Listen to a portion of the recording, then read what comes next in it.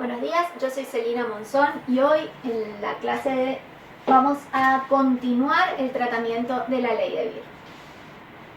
Habíamos establecido la clase anterior que cuando un rayo de luz incide sobre una muestra, lo hace con una potencia incidente que al atravesar la muestra, ésta disminuye su intensidad. En la clase de la semana pasada habíamos denominado potencia incidente P0 y luego P al rayo que atraviesa la muestra. Van a encontrar que hay bibliografía en que en lugar de hacer referencia a P0 y P, se habla de I0 e I como intensidad de este haz radiante. Es exactamente lo mismo, o sea, no se vayan a confundir con eso, por eso mantuve esta otra notación para que vieran que es lo mismo. La celda que contiene nuestra muestra tiene un cierto espesor B y de esta manera definimos la transmitancia como la relación entre la intensidad del haz que atraviesa la muestra y la intensidad incidente. Y habíamos definido la absorbancia como el menos logaritmo de la transmitancia. Todo esto lo habíamos visto la clase pasada. Bien, el porcentaje de transmitancia se relaciona con la concentración de manera logarítmica, por lo cual dificulta muchísimo el tratamiento matemático y nosotros preferimos trabajar con una relación lineal y hablamos ya de absorbancia, y la absorbancia y la concentración se relacionan linealmente mediante la ley de Beer. Pero es importantísimo que recordemos que la relación entre transmitancia y concentración es logarítmica. Es decir, que cada vez que en un problema se les brinden datos de transmitancia, lo primero que ustedes van a tener que hacer es convertirlo a absorbancia para poder obtener las concentraciones. La relación lineal es con la absorbancia, no con la transmitancia. Bien, vamos a hablar de espectros de absorción. Un espectrograma o un espectro de absorción es un gráfico en el cual se representa la absorbancia en función de la longitud de onda. Es característico de cada sustancia y la posición de los máximos y de los mínimos no varía con la concentración del analito. Entonces, aquí tenemos un ejemplo de un espectro de absorción para una cierta sustancia que tiene exactamente la misma forma. Los picos van a seguir estando a la misma longitud de onda y con la concentración simplemente van a ser más altos o más bajos, pero no se modifican. Es una gráfica de absorbancia en función de longitud de onda. Aquí tenemos como ejemplo el espectro de absorción de la clorofila A en el rango del visible. Los espectros de absorción son importantísimos porque nos permiten identificar sustancias. Es uno de varios parámetros identificatorios y en espectrofotometría son una herramienta que utilizamos muchísimo. En el caso de la clorofila A observamos que tiene dos picos. Un pico a la altura de los 450 nanómetros y otro pico a los 663 nanómetros. Algo que es importante señalar en este momento es que una sustancia absorbe una cierta radiación. Por ejemplo, en este caso, la clorofila A absorbe a los 663 nanómetros una radiación que, si observamos en el espectro del visible, corresponde al color rojo. Nosotros observamos el color complementario al color que la sustancia absorbe, y esta es la razón por la cual las plantas son verdes, porque en realidad absorben una radiación en la longitud de onda correspondiente al rojo y nosotros vemos el color complementario que sería el verde. Aquí vemos un espectro ya más complejo donde hay varios pigmentos fotosintéticos. Entonces tenemos absorbancia en función de longitud de onda. Fíjense que estamos señalando únicamente la región del espectro visible y tenemos distintos pigmentos. Por ejemplo, la clorofila A, que era el ejemplo que vimos anteriormente, que tiene un rayo continuo, una línea continua, con un pico a los 430 nanómetros más o menos y el otro pico a los 663. La clorofila B, que tiene picos bastante diferentes del de la clorofila A y se superpone un poquito más allá en la zona de los rojos. Los carotenoides, que tienen sus picos en esta zona, las ficocianinas, la ficoeritina, y cada uno de estos pigmentos tiene un espectro característico. Es fundamental conocer la longitud de onda de máxima absorción de una sustancia, porque a esta longitud de onda vamos a hacer las determinaciones y las lecturas. Es recomendable, y ahora lo vamos a ver un poco más adelante, trabajar siempre en el pico de máxima absorción de un compuesto.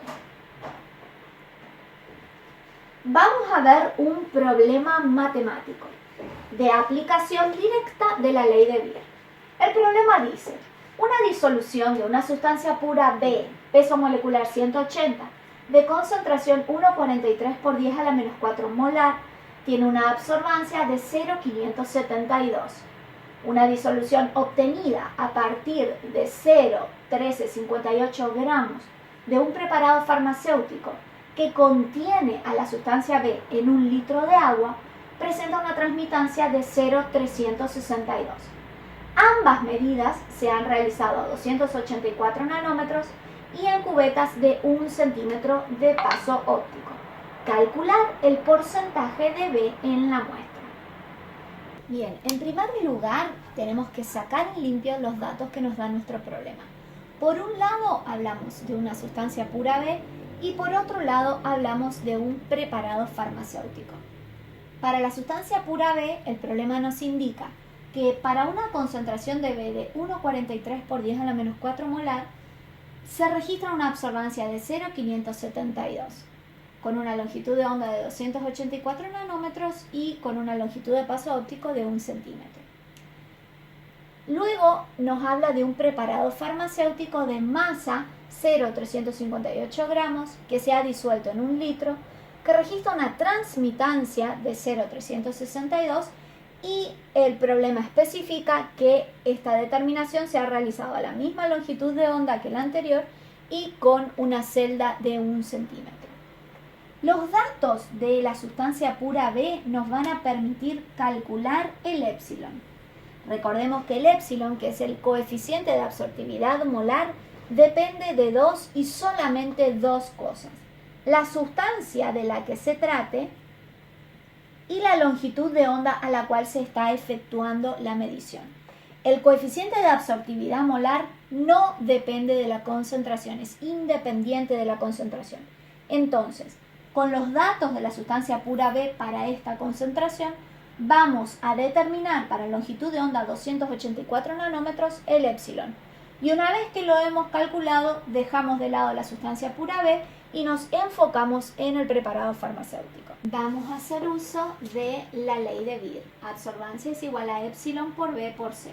Simplemente despejamos el coeficiente de absortividad molar, que es nuestra incógnita, y reemplazamos con los valores que tenemos para la sustancia pura B. Absorbancia 0,572, 1 centímetro, que es la longitud de paso óptico, y 1,43 por 10 a la menos 4 molar, que es la concentración para la sustancia pura B.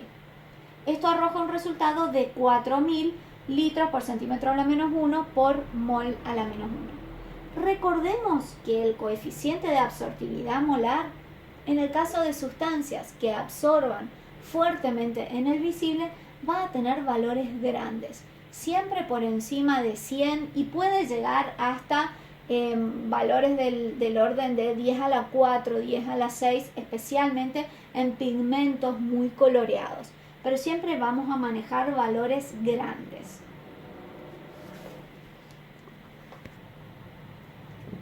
Bien, ahora nos vamos a centrar en el preparado farmacéutico. Hemos calculado que para esta sustancia B, épsilon es 4.000 litros por centímetro a la menos 1, mol a la menos 1, y el problema nos indica que el preparado farmacéutico tiene una transmitancia de 0,362. Entonces el primer paso es convertir a absorbancia. Recuerden que queremos calcular concentraciones y la relación entre transmitancia y concentración es logarítmica, muy difícil de manejar. Por lo cual, el primer paso es convertir a absorbancia. Absorbancia es menos log de t. Entonces simplemente reemplazamos 362 y lo convertimos a absorbancia y eso corresponde a 0,441. Entonces ahora aplicamos la ley de Beer. A es epsilon por B por C. Epsilon es el que hemos calculado con la sustancia pura B y la absorbancia es la que acabamos de convertir. Despejamos concentración, que es nuestra incógnita, reemplazamos los valores y obtenemos una concentración de 1,1 por 10 a la menos 4 molar. Aquí no finaliza el problema, porque nuestra consigna nos pide que determinemos el porcentaje de B presente en la muestra. Entonces, esta es la concentración. Ahora debemos referirnos a masa y a la muestra del preparado farmacéutico que tenemos. Bien, calculamos recién que la concentración de B en el preparado farmacéutico es de 1,1 por 10 a la menos 4 molar. Pero tenemos que referirlo a la masa presente en el preparado farmacéutico. Entonces, el primer paso es convertir esta concentración, que está en molaridad, es decir, mol por litro, convertirla a masa. Para ello utilizaremos el peso molecular, que nos es dado de dato, 180 gramos por mol. Además, tenemos que tener en cuenta que esto está disuelto en 1 litro. Entonces, al establecer todo esto, cancelamos moles con moles, litro con litro, y nos queda expresada la masa, 0,019 gramos, en la masa de sustancia B presente en el preparado farmacéutico. El problema nos pide que lo expresemos como porcentaje de B presente en la masa. Por ello tenemos que hacer referencia a que la muestra es de 0,1358 gramos. Esto va a corresponder al 100%, entonces nuestros 0,19 gramos de B corresponderán al 14,62% y este es el porcentaje de B presente en la muestra.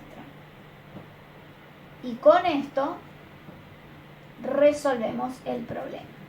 En el caso que hubiera estado presente en otro volumen, en esta instancia es donde deben introducir las correcciones respecto a las diluciones y contemplar el volumen en el cual se encuentra. Recuerden que la molaridad hace referencia a los litros y acá van a tener que contemplar en litros también las diluciones. Esto lo van a ver en los problemas que tienen de manera complementaria para que ustedes practiquen. Seguimos hablando de la ley de Beer. Dijimos que absorbancia es igual a coeficiente de absortividad molar por longitud de paso óptico por concentración. Vamos a hablar de los postulados de la ley de Beer. Los postulados de la ley de Beer son 3. En primer lugar, para que se cumpla esta relación lineal entre absorbancia y concentración, el haz de luz que incide sobre la muestra debe ser monocromática. En segundo lugar, los rayos deben incidir en forma perpendicular a la solución. Y el tercer postulado establece que los centros absorbentes sean independientes, lo cual se logra cuando la solución es homogénea y diluida. Francamente, estos 3 postulados no se cumplen casi nunca y dan lugar a lo que conocemos como desviaciones de la ley de Beer. Para poder tratarlas, nosotros los vamos a dividir en limitaciones propias de la ley, desviaciones químicas y desviaciones físicas. Van a encontrar que los diferentes autores, Harris, Scoop, Harvey, hablan de todas estas desviaciones, pero las agrupan de manera diferente. No se preocupen por esa agrupación. Siempre y cuando las contemplen a todas, las pueden considerar como una desviación instrumental o como una desviación propia de la ley. No se preocupen. Mientras sepan la desviación, no interesa cómo las clasificamos. Una misma desviación puede entrar en categorías diferentes. Nosotros consideramos que esta es la manera más sencilla de clasificar las desviaciones y la forma más didáctica de poder recordarlas a la hora de estudiar. Empezamos con las desviaciones propias de la ley. Estas desviaciones consisten en el no cumplimiento de los 3 postulados. Entonces, empezamos con el no cumplimiento de la luz monocromática. Se considera una desviación instrumental de la ley de Beer el que la radiación no sea monocromática. En la práctica, por el tipo de diseño de los equipos, es muy difícil la aplicación de una única longitud de onda, y esto lo vamos a ver con mayor profundidad cuando hablemos de instrumentación. Los dispositivos generan bandas de longitudes de onda, no una única longitud de onda. ¿Cómo lo corregimos? Las desviaciones de la ley de Beer de un haz policromático se minimizan si la radiación utilizada abarca una región del espectro en la cual el absorbente no muestre grandes cambios en la absorción en función de la longitud de onda. Miramos este esquema, que es una gráfica de absorbancia en función de longitud de onda. Este es el espectro de absorción de una cierta sustancia. Y vamos a ver dos situaciones particulares. Si nosotros elegimos trabajar a la longitud de onda de máxima absorción, es decir, el pico de absorción de la sustancia, tendremos esta banda A. En esta región, la absorbancia en esta región, en el pico, la curva es más achatada, es más plana, lo cual, cuando convirtamos absorbancia a concentración, va a haber en la zona de la banda A, habrá muy poca variación cuando haya una diferencia en longitudes de onda. Entonces, se va a mantener la linealidad de ese rango. Sin embargo, si escogiéramos la banda B, fíjense que a muy pequeñas diferencias de longitudes de onda, habrá grandes cambios en epsilon. Recordemos que epsilon depende de la longitud de onda y de la sustancia. Si variamos muy poco la longitud de onda, habrá una gran variación en la longitud. Una gran variación en la concentración. Es por esta razón que para evitar la desviación de la ley de Beer por culpa de un haz policromático, vamos a trabajar siempre en la zona de máxima absorción de la sustancia. Ahora vamos a hablar de las desviaciones físicas. Las desviaciones físicas de la ley de Beer tienen que ver con la variación en el índice de refracción, que influye directamente sobre el épsilon cuando hay una variación en el índice de refracción del medio. La turbidez en la solución también va a generar una desviación en la ley de Beer, y fenómenos de fluorescencia también ocasionan desviaciones físicas de la ley de Beer. Son difíciles de corregir, hay que tener en cuenta que están sucediendo. Y las que más nos interesan y las que más afectan la ley de Beer son las desviaciones químicas, y se dan por diferentes causas. En primer lugar, por sistemas en equilibrio. Recordemos todos los tipos de equilibrio que han estudiado en las analíticas anteriores, por ejemplo, equilibrio ácido-base, equilibrio de complejación, equilibrios de dimerización, en las cuales la concentración inicial de reactivo que colocamos va disminuyendo debido a estos equilibrios. Lo vamos a ver un poco más adelante en el laboratorio, pero si ponemos un ácido en solución y queremos determinar su absorbancia, debemos recordar que la concentración inicial de ácido no va a ser la que esté absorbiendo, porque debido a un equilibrio disminuye la concentración y vamos a tener que tener en cuenta las constantes de equilibrio. Adición insuficiente del reactivo cromógeno, no llegó a reaccionar todo lo que había presente. Impurezas en los reactivos van a generar desviaciones en la ley de Beer, porque lo que está absorbiendo no es un reflejo de lo que hay en total en nuestra muestra. Interferentes en la muestra que pueden absorber también, entonces nos generan esta falsa idea de que hay más sustancia de la que verdaderamente hay, o interferentes que hacen que nuestro analito absorba menos, o que lo bloqueen, o que evitan que reaccione con el reactivo cromógeno. Todo esto debemos tener en cuenta. Y finalmente el efecto del disolvente, que también puede absorber o interferir en la absorbancia de nuestro analito. Todo esto es importantísimo tener en cuenta, porque hace que la ley de Beer pierda su linealidad.